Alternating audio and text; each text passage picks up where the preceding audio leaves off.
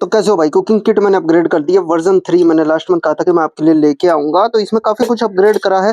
और मैंने cooking kit और नाइफ किट को ना एक ही पीस कर दिया, दोनों को जोड़ दिया है। नाइफ किट से शुरू कर लेते हैं। ये बेसिकली अपना स्टेनली का नाइफ है, ठीक है। काफी अच्छा हाई कार्बन नाइफ, अंडर 1000 आपको ये एक ही कैंपिंग नाइफ मिलेगा।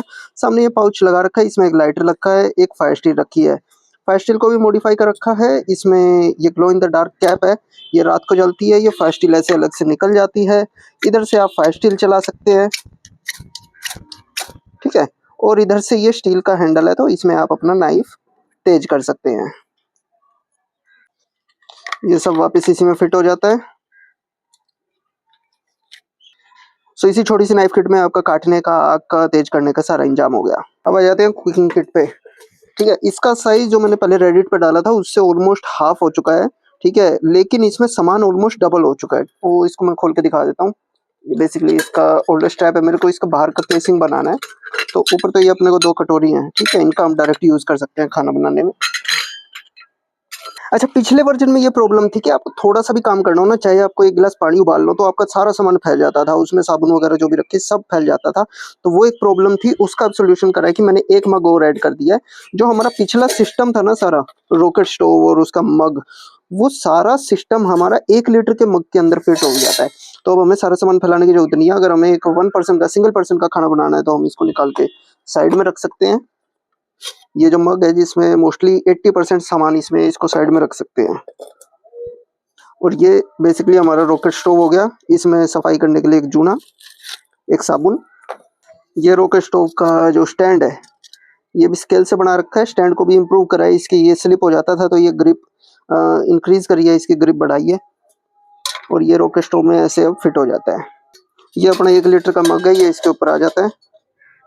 अब देखो 1 लीटर के मग का क्या फायदा है। अभी मैं हमारी असेंबल कर रहा हूँ, उसकी केसिंग नहीं करी है मैंने। बट 1 लीटर के मग में आपका मैगी, ठीक है, पोहा और क्या क्या है, ये ओट्स वगैरह, poha, oats, most of the things आपकी जो एमआरई में आती हैं, रेडी टू ईट, ठीक है। ये चाय वगैरह, ये मैक्सिमम आप चीज़ें 1 लीटर के मग में बना सकते हैं। और किसी किसी चीज़ में एक क्या, आप 2 सर्विंग भी बना सकते हैं।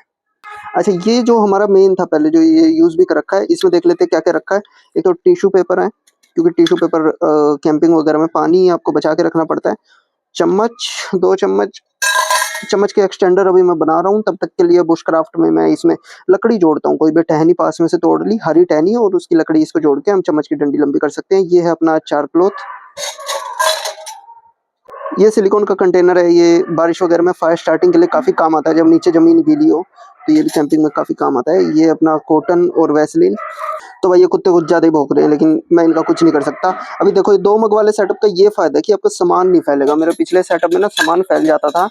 मतलब आपको एक मील भी तैयार करनी है, तो वो सारा सामान मग में रखा है, उसको सारे सामान को निकालो। बट ये 2 मग वाले सेटअप में है कि मोस्ट ऑफ द टाइम जब भी मैं सिंगल कैंपिंग कर रहा हूँ, तो सामान इसमें रखा रहता है। 20% कभी जरूरत होती है तो दूसरा मग खाली करना पड़ता है, नहीं तो 80 to 90% एक सिंगल मग में काम हो जाता है। तो भाई ये था शॉर्ट अपडेट कुकिंग किट का। आई होप वीडियो आपको पसंद आई होगी। आपने जो सजेशन किए थे उसमें से 80 to 90% मैं कर चुका हूँ। हमारे कंटेनर इंक्रीज हो चुके हैं, हमारा साइज कम हो चुका है। बाकी अगर आपके कोई और सजेशन हो, नीचे कमेंट में डालो। और यार ये सब ना बढ़िया कंटेंट बनाने में मेहनत बहुत लगती है, तो लाइक, शेयर और सब्सक्राइब जरूर करना। सो आज के लिए इतना ही, मिलते हैं अगली वीडियो में। तब तक के लिए stay safe, stay healthy, see you next time, bye bye.